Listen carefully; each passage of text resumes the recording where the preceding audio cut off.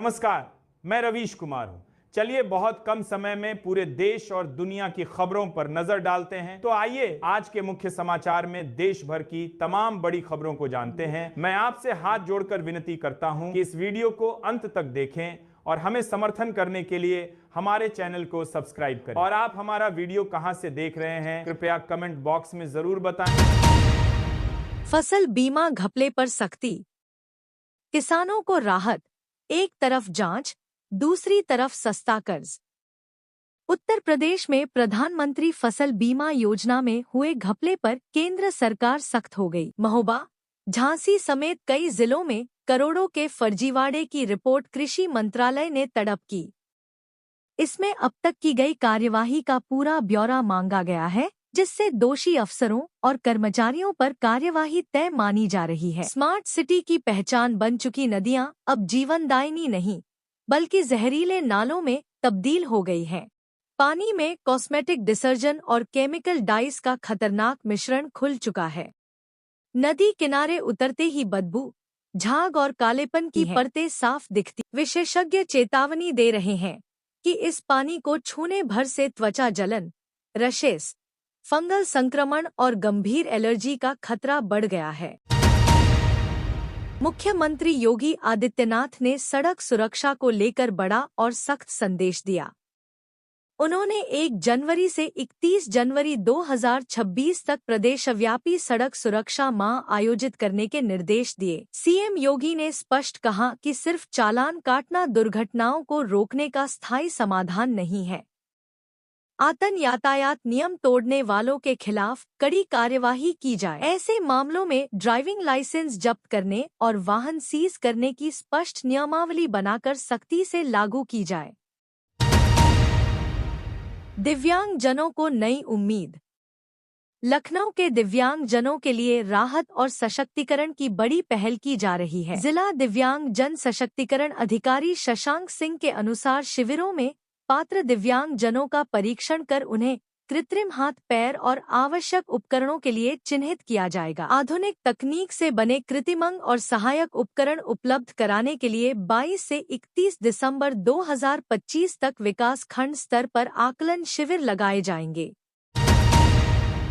Cough syrup से अरावली तक सियासी संग्राम, केशव के आरोप, अखिलेश का पलटवार, कोडेड युक्त कब्जी सिरप तस्करी को लेकर सियासत गमा गई है। उप मुख्यमंत्री केशव प्रसाद मौर्य ने अखिलेश यादव पर हमला बोलते हुए कहा कि समाजवादी पार्टी माफिया के बिना नहीं रह सकती। उन्होंने साफ किया कि दोषियों को कोई नहीं बचा पाएगा। वहीं अखिलेश यादव ने दिल्ली एनसीआर के लिए अरावली पहाड़ियों को बचाने का संकल्प दोहराया। योगी सरकार का अनुपूरक बजट, आज विकास योजनाओं को मिलेगी नई रफ्तार।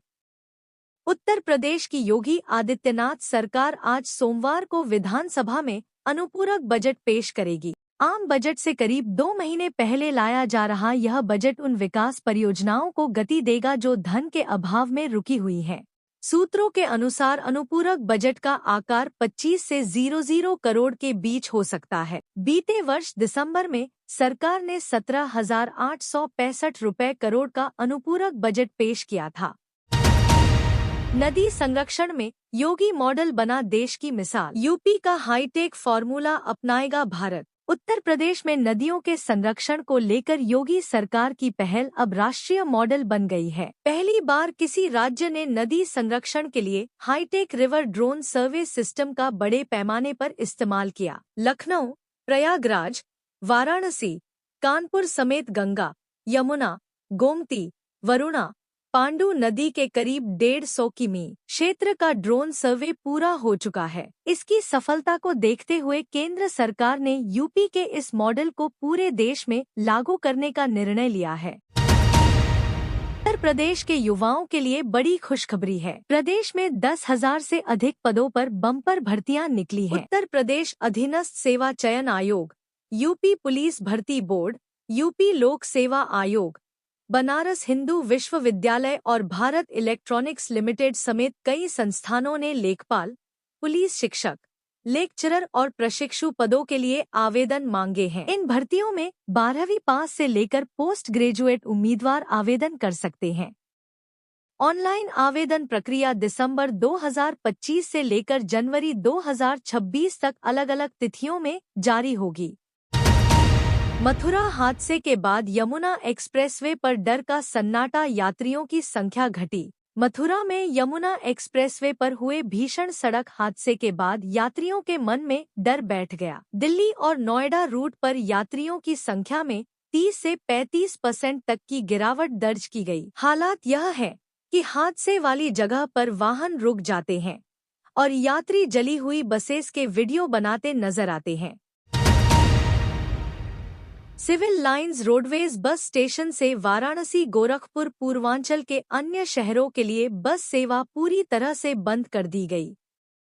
यह फैसला कुछ दिन पहले ही घोषित किया गया। रविवार को बड़ी संख्या में यात्री बस पकड़ने पहुंचे, लेकिन उन्हें बस नहीं मिली। यात्रियों को बताया गया कि अब वाराणसी और गोरखपुर के लिए बसेस झूसी से चलेंगी। इस बदलाव से यात्रियों को परेशानी का सामना करना पड़ रहा है। शिक्षकों के चयन वेतनमान में अड़चन। ऑनलाइन सर्विस बुक होने के बावजूद ऑफलाइन मांग जारी। उत्तर प्रदेश में परिषदीय विद्यालयों के शिक्षकों को 10 साल की सेवा पूरी होने पर चयन वेतनमान मिलने की व्यवस्था है, लेकिन कई शिक्षक पिछले महीनों से इसके लिए भटक रहे हैं। 140 से अधिक विकास खंडों में अभी तक प्रक्रिया शुरू नहीं हुई। कई जगहों पर शिक्षकों से उनकी सर्विस बुक ऑफलाइन मंगवाई जा रही है, जबकि यह ऑनलाइन उपलब्ध है। शिकायतों के बाद कुछ स्थानों पर आदेश संशोधित किए गए। रोहेलखंड विश्वविद्यालय इंजीनियरिंग, फार्मेसी और डिप्लोमा कोर्स की परीक्षाएं 2 जनवरी से। रोहेलखंड विश्वविद्यालय बरेली ने BTech, B pharma, MTech, M pharma, MTech plus PhD, MSc, MCA और डिप्लोमा कोर्स की परीक्षाओं की समय सारणी जारी कर दी। यह परीक्षाएं 2 जनवरी से 19 जनवरी 2026 तक आयोजित की जाएंगी। मुख्य परीक्षा और बैक पेपर के 2 घंटे के सत्र सुबह 10 से 12 बजे तक होंगे, जबकि 3 घंटे के पेपर 10 से 1 बजे तक होंगे।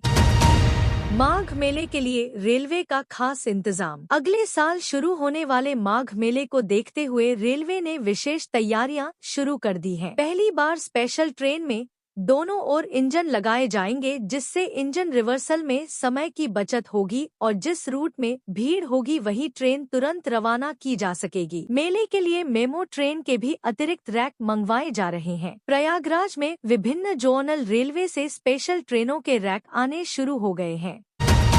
सर्दी बढ़ी, मसालों के दामों में उछाल, 50 से 100 रुपए तक बढ़ी कीमतें। कड़ाके की ठंड के बीच मसाला कारोबार में तेजी देखने को मिली है।